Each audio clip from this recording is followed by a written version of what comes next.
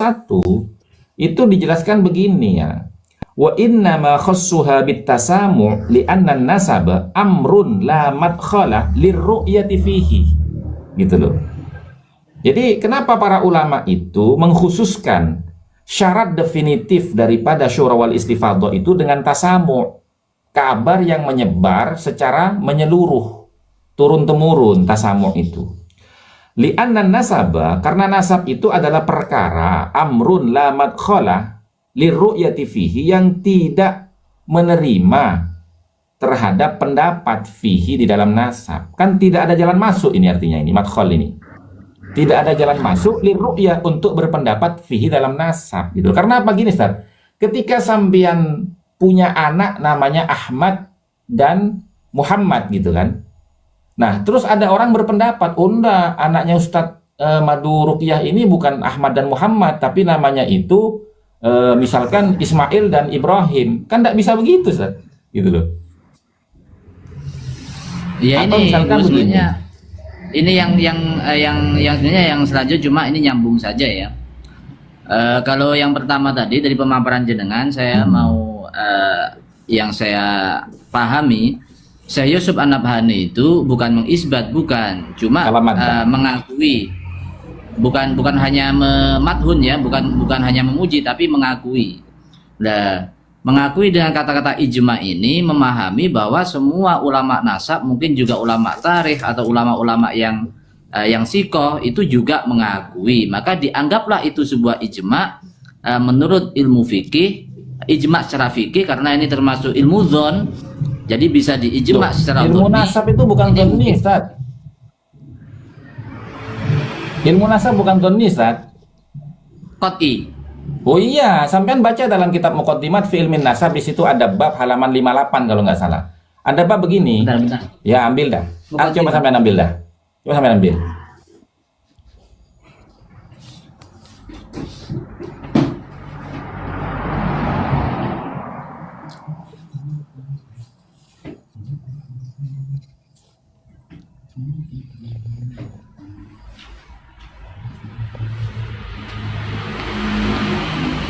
Nah, coba di halaman 58. Karena yang saya dapat Gus, yang dari beberapa referensi itu ilmu nasab itu adalah ilmu dzon, bukan ilmu qat'i. Ya enggak, Ustaz. Ya enggak, maksudnya ceritanya? Kok ilmu dzon tuh gimana ceritanya? Orang nasab itu harus bil firosah. Firosah itu enggak boleh dzon, gitu loh. Makanya di situ lafadznya yang mau saya tanyakan pada jenengan itu, kalau yang di bab apa itu, yang penafsiran orang ulama atau mungkin dalam hal-hal yang lain itu, ulama kholali ru'yati itu tidak bisa bukan tidak bisa berpendapat, tapi tidak bisa melihat. Bagaimana mungkin kita mau melihat saat proses orang itu membuat berjima ataupun saat proses melahirkan. Begitu. Mana kitabnya ya? Muqaddimat ya? Muqaddimat ya? Muqaddimat fi Ilmin Nasab halaman 58 tuh kalau nggak salah itu.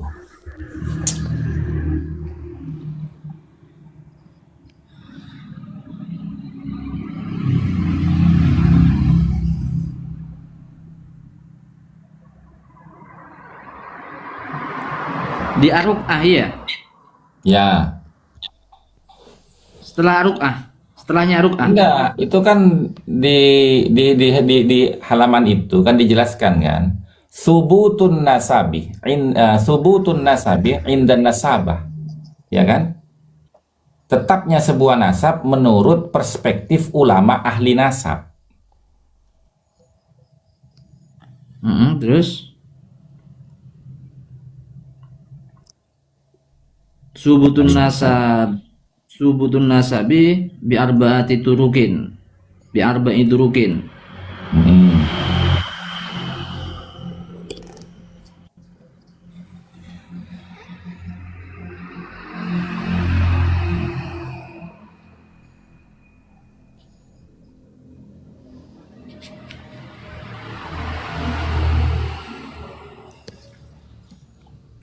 Anda ketemu nggak?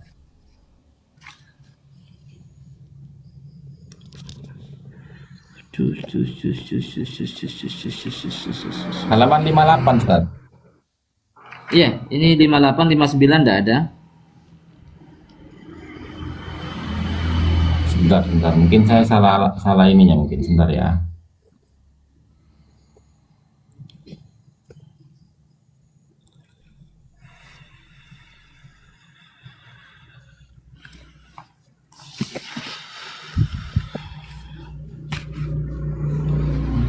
Ini Ustaz, halaman 58 ini Ustaz, betul.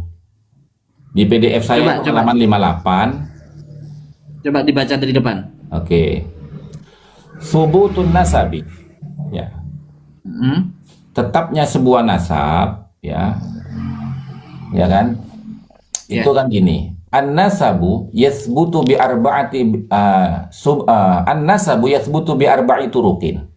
Nasab itu terisbat bi arba'i turuqin berdasarkan 4 metode. Yang pertama itu ar-ruq'ah. Ar-ruq'ah itu apa? Ay al-maktub, yaitu sesuatu yang tertulis atau catatan. Wa syartul maktub, dan syarat dari yang tertulis itu ayyakuna qat'iyyad dilalah sahihan. Hendaknya catatan itu berdasarkan dalil-dalil qat'i, sahihan yang benar sesuai dengan kaedahnya sahihan itu. Falaisa kullu ma yuktabu sahihan, maka tidaklah semua apa yang tertulis itu benar. Walaisa kullu ma yuktabu yuradu minhul maksud, dan tidaklah semua apa yang tertulis itu sesuai dengan apa yang dimaksud. Gitu loh.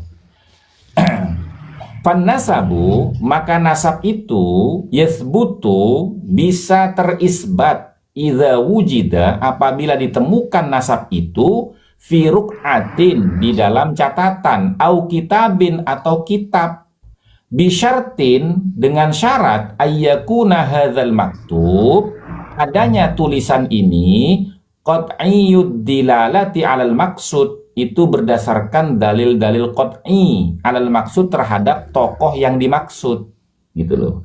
Jadi bukan dzanni, gitu. Nah, maksudnya qat'iyud dilalah di sini ini apa hukum qat'i yang dimaksud dalam fikih itu? Apa qat'iyud dilalah karena kebenaran atau kejelasan tentang tulisan saja? Kalau sampean mau bertanya tentang qat'iyud dilalah di situ, maksudnya sampean baca di bawahnya itu. Syurutu i'timadir ruq'ah, syarat untuk menggunakan ruq'ah, alla takuna mukhalifatan lil usuli. Hendaknya tidak ada ruq'ah itu yang dijadikan referensi di dalam menetapkan sebuah nasab mukhalifatan lil usul, itu menyelisihi terhadap usulnya.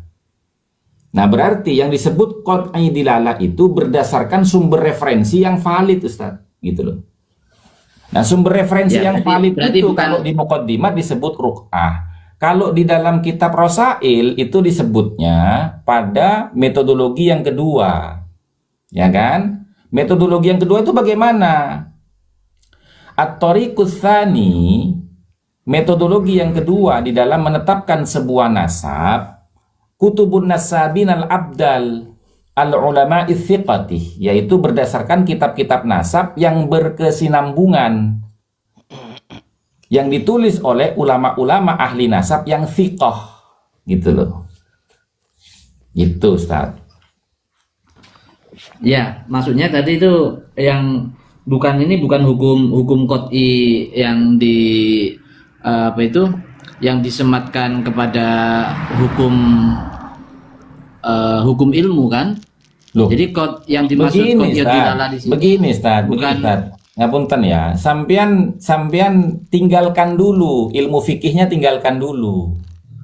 Ini kita pembahasannya nasab. Kalau sampean masih menengok kepada ilmu fikih, maka nanti sampean akan rancu pemahamannya, gitu loh. Karena setiap ilmu itu memiliki dilalatul qat'iyah, itu punya, Ustaz. Fikih pun punya, gitu loh. Fikih pun punya. Gini, Gus. Karena yang kita bahas sejak kemarin ya, dan juga dulu pernah saya masukkan juga itu pendapat dari beberapa guru ya dan juga teman-teman, memang ilmu nasab itu bagian dari ilmu fikih. Nah, jadi kita kalau mau memasukkan kata-kata ijma ini memang nasab itu ilmu fikih, jadi ijma ini memang masuk dalam ilmu fikih. Nah, itu yang mencoba saya memang komparasikan untuk melihat dalil-dalil ini juga melibatkan ilmu fikih, kaidah-kaidah fikih gitu. Nah, begini Ustaz, kalau ada koedah-koedah nasab, ya kan, yang kebetulan itu sama dengan koedah fikih, atau ilmu nasab ini mengadopsi beberapa koedah-koedah usul fikih, itu bukan berarti dikatakan ilmu nasab ini bagian dari ilmu fikih, tidak. Tapi qawaid isbat nasab itu, ya kan, ada yang mengambil dari kaidah usul fikih gitu loh. Nah, yang tepat itu Ustaz, bukan bagian, tapi ilmu nasab ini ya bagian dari ilmu sejarah. Kaidah-kaidahnya itu ngambil dari ilmu hadis, ngambil dari usul fikih, itu kaidah-kaidahnya. Gitu loh. Hanya kaidahnya saja gitu. Jadi kalau ilmunya Dan ini itu ilmu tidak sejarah. semuanya. Dan itu tidak semuanya, hanya beberapa bagian aja yang mengambil dari ilmu fikih gitu loh.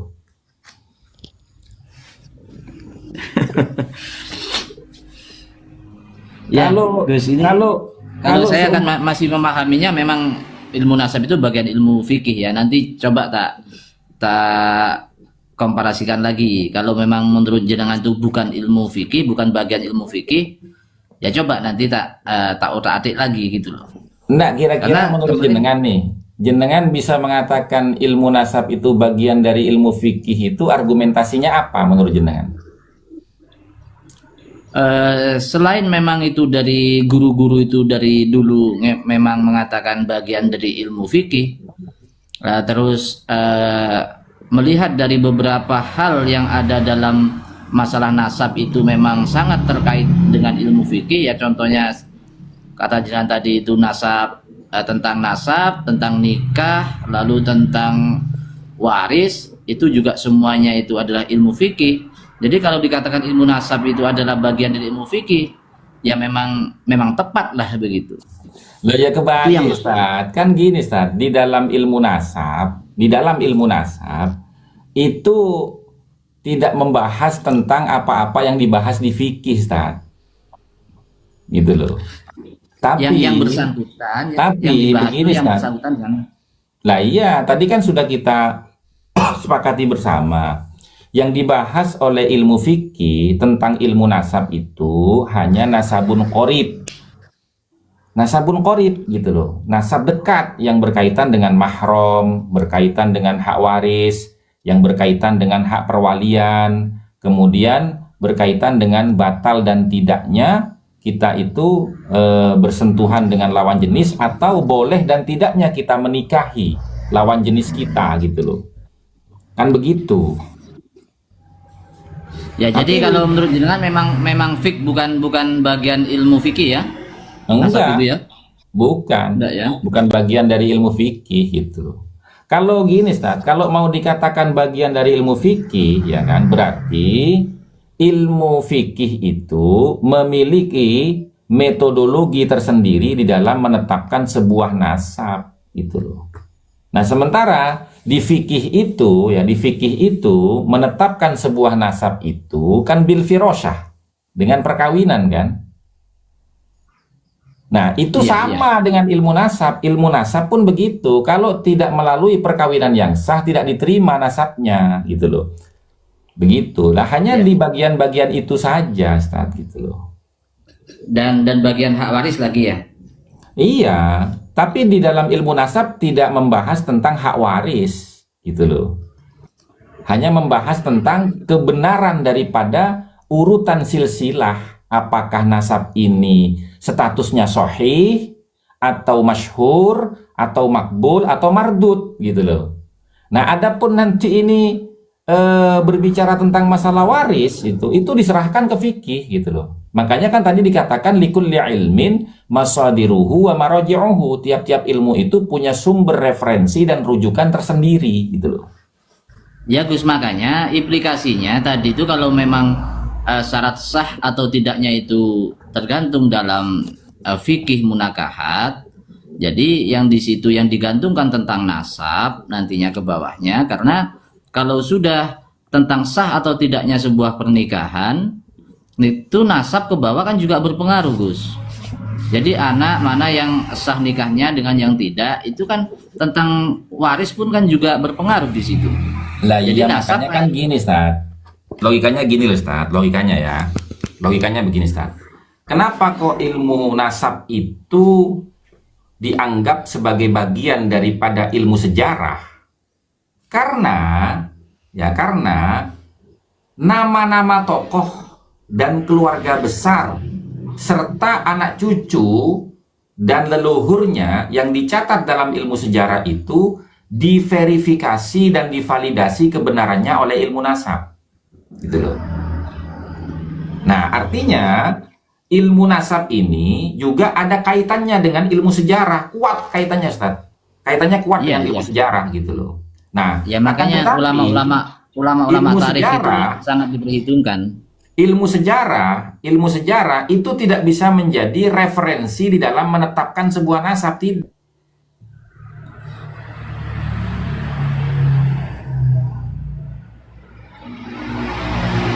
Nah, kalau ilmu fikih, Ustaz, ilmu fikih itu ya dari semua bab-babnya yang membahas tentang nasab itu kan hanya dalam munakahat, ya kan? Bab munakahat itu seperti tadi yang disebutkan kan, pernikahan, mahram, dan waris lagi. Waris, hak perwalian, ya kan? Kan hanya itu. Tidak menyeluruh ilmu nasab, ilmu fikih itu membahas tentang nasab, tidak gitu. Makanya tidak bisa diterima secara logis bahwasanya ilmu nasab adalah bagian daripada ilmu fikih, tidak gitu loh. Tapi beberapa bab dalam fikih itu berkaitan dengan ilmu nasab gitu loh. Bukan ilmu nasabnya yang berkaitan dengan fikih, tapi ilmu fikihnya yang berkaitan dengan ilmu nasab gitu. Sekarang gini, Ustaz. Coba sampean bicara, kita lari ke sejarah ya. Ilmu fikih ya, disiplin ilmu fikih itu baru ditemukan. Istilah disiplin ilmu fikih itu di zaman siapa? Coba. Kan di zamannya Imam Abu Hanifah toh? Iya. Oke. Nah, sekarang begini, Ustaz. Sementara ilmu nasab ini sejak kapan adanya? Kan jauh sebelum Rasulullah lahir loh, Ustaz. Ilmu sejarah itu sudah ada. Makanya kan kenapa metodologi syuhra wal istifadhah itu, ya kan, syarat definitifnya itu harus khobar simai, ya kan? Karena orang-orang Arab jahiliyah dulu tidak punya tradisi membaca dan menulis. Mereka hanya punya tradisi menghafal dari pitutur, Ustaz, gitu loh. Makanya banyak syair-syair di sana itu. Nah, baru ketika Islam itu datang, ya, dengan terangkatnya Nabi Muhammad menjadi Nabi dan Rasul, kemudian menerima wahyu yang pertama, Iqra. Nah, di situ barulah Islam itu mengajarkan untuk membaca dan menulis, gitu loh. Nah, sehingga para ulama itu memadukan antara metodologi tradisional Arab jahiliyah dengan modernitas Islam yang mengacu kepada catatan dan bacaan. Maka para ulama itu mensyaratkan syuhra istifadhah itu alla takuna mukhalifatanil usul, atau dalam kitab Rasail dikatakan intifa'ul mu'aradah fil umumi wal khusus au fil wathaiqil bayyinati. Tidak boleh ada pertentangan secara umum maupun secara khusus, terlebih bertentangan dengan catatan ulama-ulama nasab yang valid, gitu loh. Artinya di sini karena ilmu nasab lebih dulu, maka tidak tepat kalau dikatakan bahwasanya ilmu nasab bagian dari ilmu fikih, karena lebih dulu ilmu nasabnya daripada ilmu fikihnya, gitu.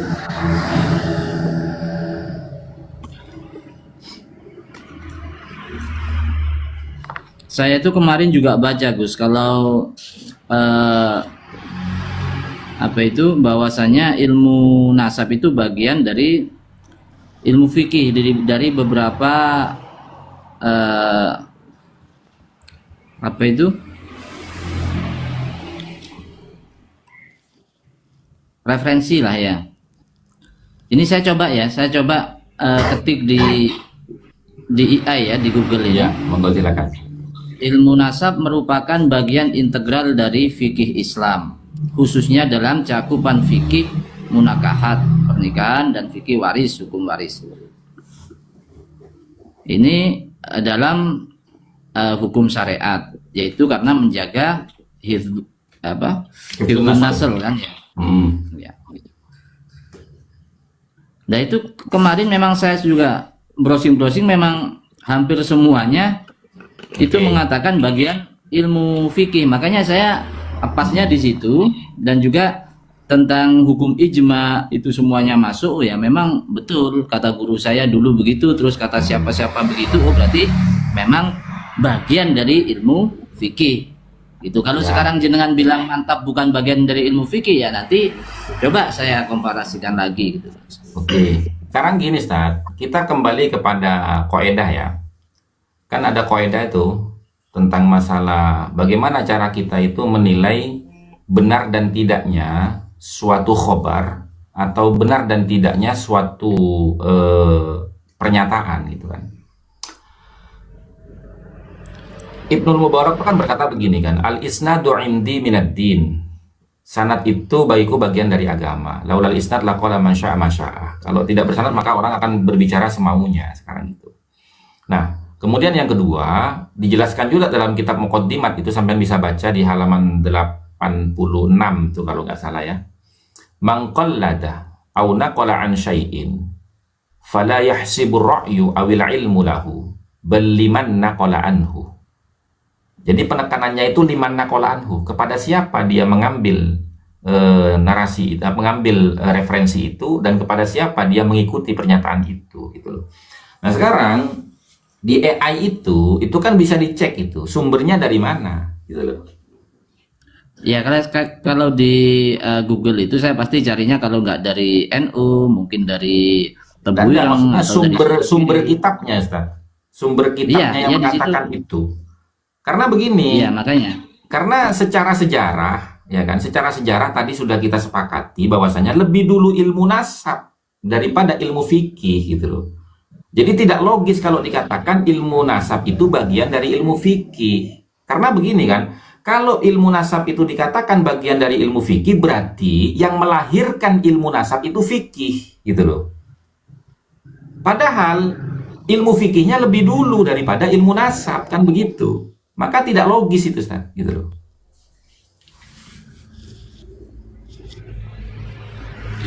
Ini ada dari Tembuireng ya. Yang juga ada kita ada ini. Dari Jami'ul Ahkam. Ya. Dan juga dari Hasyiah Fathul Qorib. Ini ada wal ibratu fil intisab bin nasabi ilal aba. Ini juga dalam kajian fikih. Nah, terus dalam nasab fikih ya, dalam fikih, dalam pembahasan fikih terdapat banyak bab yang berkaitan dengan nasab. Ini menunjukkan nasab memiliki kedudukan. Berarti kan itu benar tuh Ustaz. Coba itu sampai perhatikan kalimatnya itu. Ya kan? Ya, nanti tak selesaikan dulu ya. Karena dengan nasab akan memunculkan perbedaan hukum. Contoh saja permasalahan fikih tentang mahram dalam kitab Fathul Qorib tersebut. Nah, jadi mendefinisikan nasab dalam hal ini adalah menyangkut dalam bab fikih. Wal muradu bil mahrami man haruma nikahuha li ajlin nasabi. Lah iya, berarti fikih itu menghukumi suatu hubungan itu berdasarkan ilmu nasab gitu loh. Bukan ilmu nasab berdasarkan ilmu fikih. Ilmu fikih menghukumi, oh ini boleh dinikahi, oh ini mahram Anda, oh ini berhak menjadi wali, oh ini berhak mendapat waris, itu berdasarkan ilmu nasab gitu loh. Bukan ilmu nasab berdasarkan ilmu fikih, bukan. Kalau di keterangan itu ya. Coba sampean baca berulang-ulang deh, nanti direnungkan gitu, Ustaz. Ya, sebenarnya masih banyak permasalahan fikih yang bersangkutan dengan nasab, seperti dalam pembahasan waris, nasab mempengaruhi apakah seorang bisa mendapatkan bagian atau tidak. Dalam pembahasan nikah, wali yang mengangkat harus ayah kandung memiliki hubungan nasab. Dan pembahasan zakat, keturunan Bani Hasyim dan Bani Muthalib tidak boleh diberi zakat, dan masih banyak lagi. Nah, berarti Ya, kan memang begini seperti tadi ya. itu. Pemahaman di situ ya. Contoh nih, dari dan Bani Hasyim, Bani Muthalib tidak boleh diberikan zakat, ya kan? Berdasarkan apa? Berdasarkan ilmu nasab. Nah, siapa yang bisa memverifikasi bahwasanya orang ini itu Bani Hasyim, Bani Muthalib, sehingga fikih itu menghukumi orang ini tidak boleh menerima zakat? Kan ilmu nasab, bukan ilmu fikih, ya kan?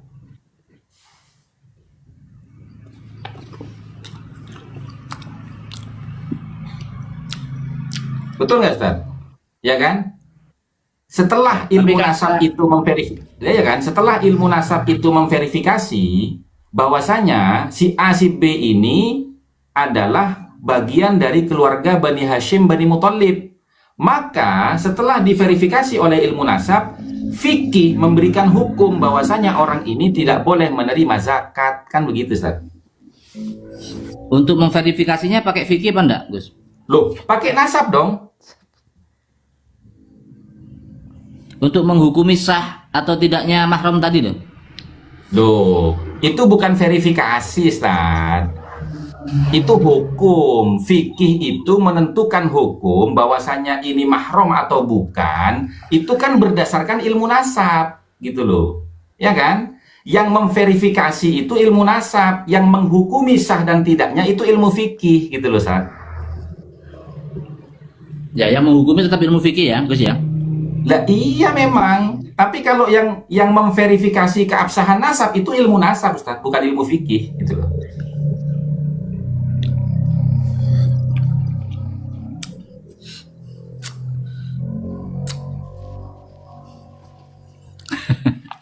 Ya, ya wis. Nanti tak lihat atau mungkin anu Gus. Secara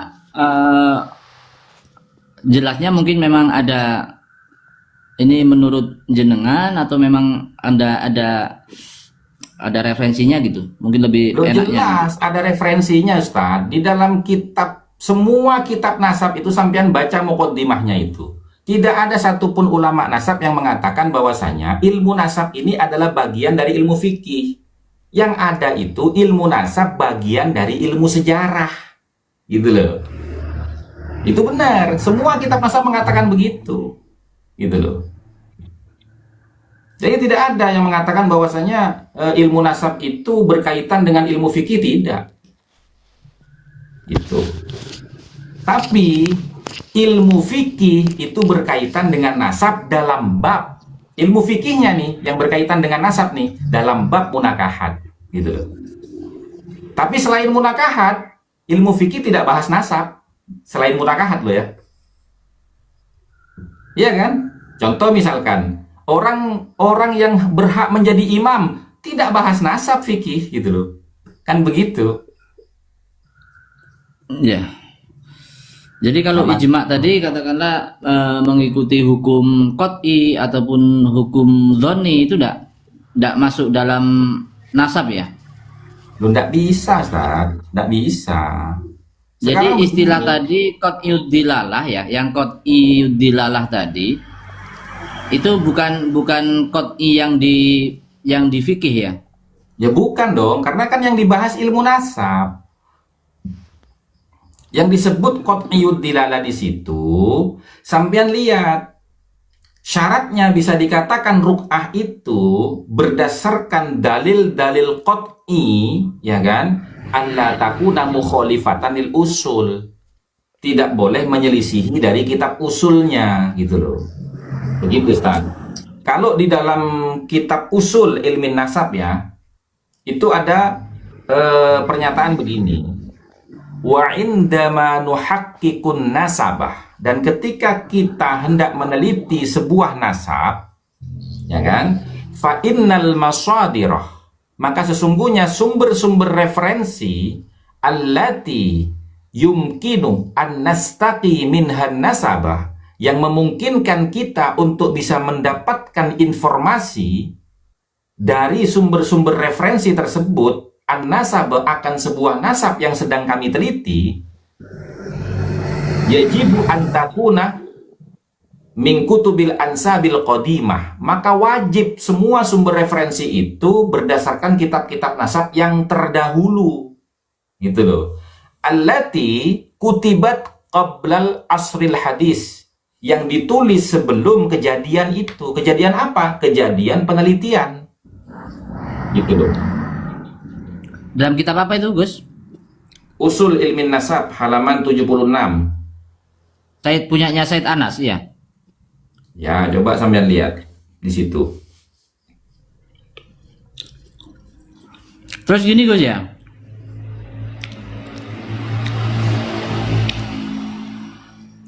Ini menurut ulama-ulama ahli nasab kan persyaratan ruk'ah dan lain sebagainya kan luar biasa ini ya, yang jenengan teliti ini.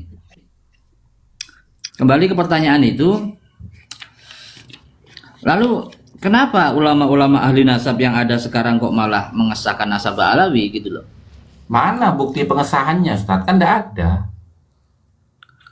Nah, seperti Syekh Mahdi Rojai, terus Syekh Yusuf bin Mansur itu kan mengatakan sahih kan itu. Apa itu? Apa itu nggak menyelisih isi kitabnya yang menurut antum itu? Sekarang begini, Ibrahim bin Mansur itu mengatakan nasabnya Ba'alawi sahih tertulis di kitab mana, Ustaz? Itu kan dalam video itu ya? Mana ada videonya? Duh, itu yang dengan Gus Umar itu? Mana ada videonya? Dengan Gus Umar itu? Ya, kalau memang ada videonya, coba sampean tracking, nanti kapan-kapan sampean tunjukkan di situ. Itu yang pertama. Nah, kemudian yang kedua, ya kan, pernyataan daripada Syekh Mahdi Ar-Rajai, ya toh, itu kan mengatakan bahwasanya nasabnya Ba'alawi itu sahih kata sampean. Berdasarkan apa Mahdi Rajai mengatakan itu? Nah, enggak, maksudnya kan setidaknya kan enggak, maksudnya kan ulama ahli nasab gitu loh. Loh, iya Ustaz, ulama ahli nasab itu ya ketika dia mengatakan sah nasabnya orang ini berarti kan isbat kan? Iya, isbat. Nah, isbat itu kan harus ada syahadahnya, Ustaz, yang membuktikan bahwasanya nasab ini betul-betul terisbat oleh orang ini. Mana syahadahnya, gitu loh. Kan yang ditanyakan dari dulu kan begitu. Kami tidak meragukan Anda menginformasikan semua nakobah internasional itu telah mengisbat nasab sampean, tapi syahadahnya mana? Syahadah isbat nasabnya itu mana? Gitu loh. Sebagaimana misalkan Kiai Haji Mas Ahmad Fuad Sidogiri, beliau sudah mendapatkan isbat nasab dari nakobah internasional dan dipampang di ruang tamunya. Jadi kalau kita sowan ke beliau pasti kita lihat itu syahadah isbat nasabnya. Dan itu ditandatangani oleh 13 nakobah internasional, termasuk di dalamnya Nakobatul Ashraf At-Talibiyin fi Alamil Islami. Begitu. Kalau syahadah itu kan itu ada di Gus, ada di Robito, Gus. Nah, sampai detik ini kan Robito tidak menunjukkan itu. Kalau ke sana kira-kira ditunjukkan enggak, Gus? Kalau kita ke sana. Lah kenapa harus ke sana? Kenapa tidak ditunjukkan di publik aja biar selesai polemik nasab ini? Gitu loh. Ya paling enggak kalau mintanya di sana kan ya langkah baiknya juga kita kesana. Sekarang begini Ustaz ya, ketika mereka menuntut Wali Songo untuk menunjukkan syahadahnya, rame-rame ditunjukkan di publik kok, nggak perlu datang ke rumahnya masing-masing, enggak gitu loh.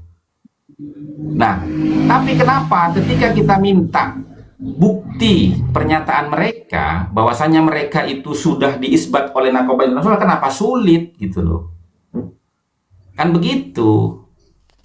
Ya memang harus kita yang ke sana, Gus. Gimana kalau kita ke sana? Enggak toh. Apa sulitnya? Coba Ustaz. Apa sulitnya untuk menampilkan di publik? Ya itu kan privasi mereka, Gus. Kita Loh, tidak menuntut juga. nasab Nabi Muhammad itu bukan privasi, Ustaz. Kalau Ya, berdasarkan privasinya kalau mereka maksudnya. lah, itu tidak bisa dikatakan privasi kalau nasabnya Nabi Muhammad itu. Karena apa? Karena berkaitan dengan kewajiban umat, gitu loh. Nah, kalau Iya misalkan kan, nasab tapi kan itu privasi, Ustaz, kan ya. ada pernyataan Gus, suruh ke Robito sendiri kalau pengen tahu gitu kan. Nah, ya kan lucu kan? Kenapa tidak mau nunjukkan di publik biar selesai nasab ini, gitu loh. Artinya begini Ya kan? nanti kalau sudah gini Gus, kalau nyampe sana nanti difoto, disebarkan gitu aja. Ya coba sampean ke sana atau Rumel Abbas suruh ke sana foto. Kan udah bolak-balik, ngapain suruh saya ke sana? Gitu loh. Kan gitu. Atau ke Nakoba saja Gus. Ke Nakoba Nah, saja. Kemarin saya dapat bocoran ke Nakoba Al Hashimiyun itu katanya dicatat semua di sana. ya mana? Catatannya nasabah Alawi mana? Kemarin foto-fotonya saya simpan cuma ada di dalam HP ini Gus. Nah iya, foto-foto itu kan sudah dibantah semua bahwasanya Naqobatul Ashraf di Mesir itu tidak mengeluarkan itu, Ustaz. Ya maksudnya kalau Dokter Manahim Ali itu kenal baik dengan pengurus Naqobatul Ashraf Mesir di bidang filologi. Gus, kira-kira kalau ke Mesir tuh habis berapa Gus ya? Nggak usah jauh-jauh habis berapa, Ustaz. Sampean datang ke Duta Besar Mesir aja tanya di situ. Ngapain jauh-jauh datang ke Mesir? Zaman sudah modern, Ustaz. Gitu loh. Enggak, maksudnya kan nakobanya ada di sana ya, kita untuk lebih mantapnya kita ke sana, ada apa enggak gitu loh. Ya tinggal datang ke apa namanya Duta Besarnya Mesir, tinggal tanya di sana. Tinggal tanya di sana. Apa datanya dikeluarkan di sana kira-kira kalau nggak ke nakobanya langsung? Enggak, sekarang gini loh, Ustaz ya. Kepentingan sampean mau ke Mesir itu ngapain coba? Ya biar tahu benar tidaknya gitu loh, ada atau Ya, tidaknya gitu loh. sampean datang aja ke Robito, minta mana dari Mesir itu. Kok sampean yang repot, Ustaz? Wong nasab bukan nasab sampean itu gitu loh. Nah, bukan repotnya gitu Gus, karena biar kita itu, saya itu kalau nggak memang apapun ya, apalagi seperti itu ya, seperti kitab itu kalau memang nggak betul-betul melihat sendiri atau membaca sendiri gitu kan nggak pas juga gitu. Cuma Loh, kita iya, kan memang harus makanya kan gini, coba tunjukkan syahadat isbat nasabnya dari Nakoba Internasional yang dimiliki oleh Robito itu, gitu loh. iya yang pasti kalau saya yakin yang pasti punya Gus, yang pasti punya. Nah, kalau punya Ustadz, 3 tahun setengah kenapa nggak dipublikasikan? Ya karena ya itu ya hak mereka lah Gus. Oh ya nggak bisa dong. Mereka mengaku di depan publik, maka mereka harus membuktikan di depan publik, Ustadz. Coba hukum fikih gimana? Kalau orang mengaku di depan publik harus apa coba? Coba. Ya mungkin tidak semuanya Gus, kalau itu kan hak Loh, gimana? privasi. Sampean tadi bicara fikih. Sekarang kalau bicara habaib yang sudah mentok dengan hukum fikih, sampean bicara ndak semuanya. Lah, al-bayyinatu lil mudda'i kan begitu. Pembuktian itu harus dilakukan oleh yang mengaku, Ustaz. Itu kaidah fikih, Ustaz. Gitu loh. Iya sebenarnya kan tinggal kita. Nah, sementara begini, Ustaz, maaf ya. Ketika panjenengan dengan teman-teman panjenengan bertanya, lah, sampean menyatakan nasabnya Mbak Alawi batal. Buktinya mana? Loh ini, tidak sesuai dengan kaedahnya. Kan kita berani buktikan itu. Kita sebutkan kitabnya, kita sebutkan argumentasinya, rujukan referensinya. Kenapa hanya untuk menunjukkan syahadah saja kita harus datang ke sana? Sementara mereka mengakunya tidak di kantornya, tapi di setiap tempat mereka mengaku gitu loh kan. Kan gitu. Ya Gus, tapi kan gini Gus, kalau masalah cuma foto, gambar, kita kan sering tahu itu, sering tahu. Tidak ada, Ustaz. Bahkan Ustaz ya, mohon maaf ya, di dalam buku keabsahan nasab Alawi yang ditulis oleh mereka itu kan menampilkan syahadah isbat nasab itu. Itu kita tracking palsu loh, Ustaz.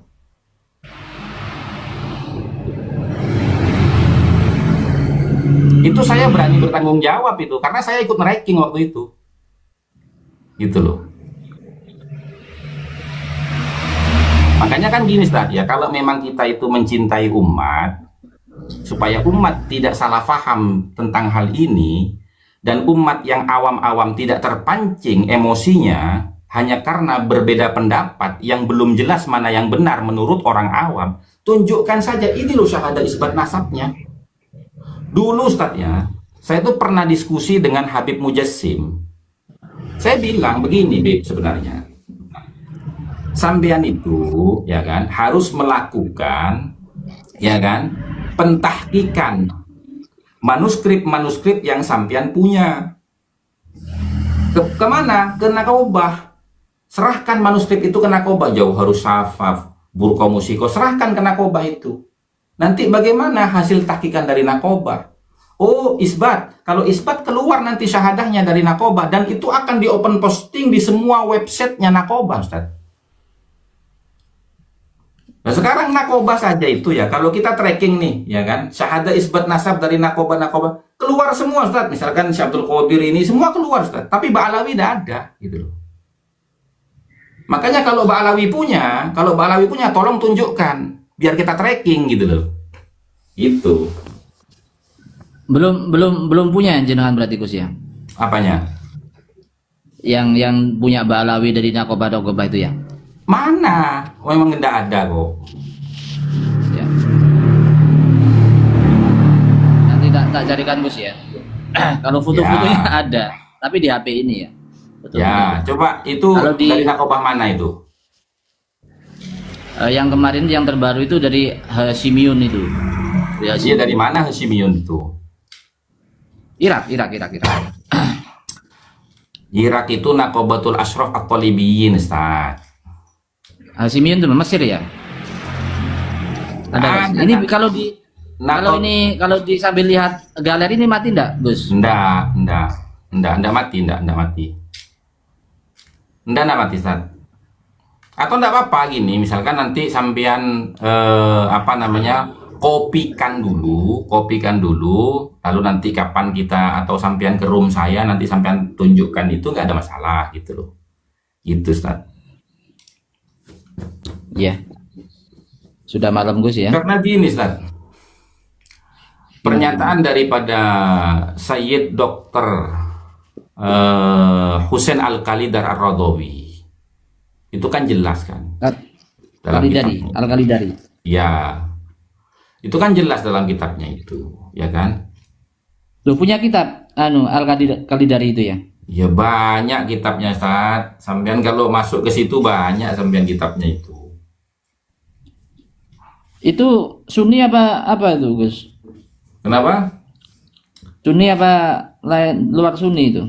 Pertanyaan saya begini, kenapa Anda mempertanyakan Sunni atau Syiah? Ya enggak. Sementara tadi sampean mengatakan Mahdi Rojai loh. Itu Syiah ya. Lah, bukan Syiah lagi, Rafidi itu Mahdi Rojai. Kalau bab khobar, bab apa itu namanya? Kan gini, Ustaz. Sejarah kayak yang banyak memang dari situ, dari Syiah. Kan gini, Ustaz, ya kan? Benar dan salahnya sesuatu itu bukan dilihat dari siapa yang menyampaikan, tapi apa yang disampaikan, Ustaz.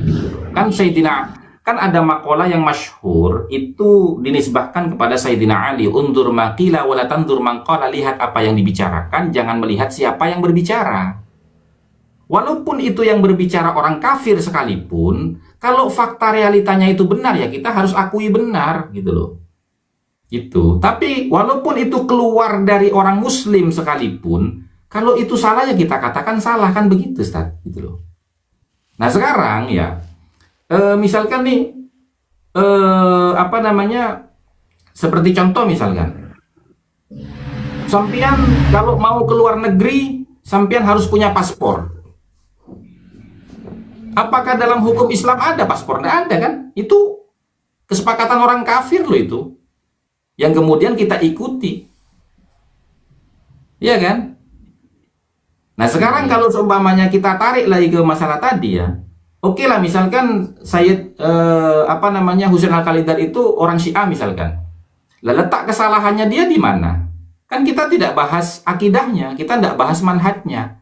Yang kita bahas itu pernyataan dia di dalam ilmu nasab itu bisa dibenarkan apa tidak berdasarkan kaidah-kaidah ilmu nasab, kan begitu Ustaz.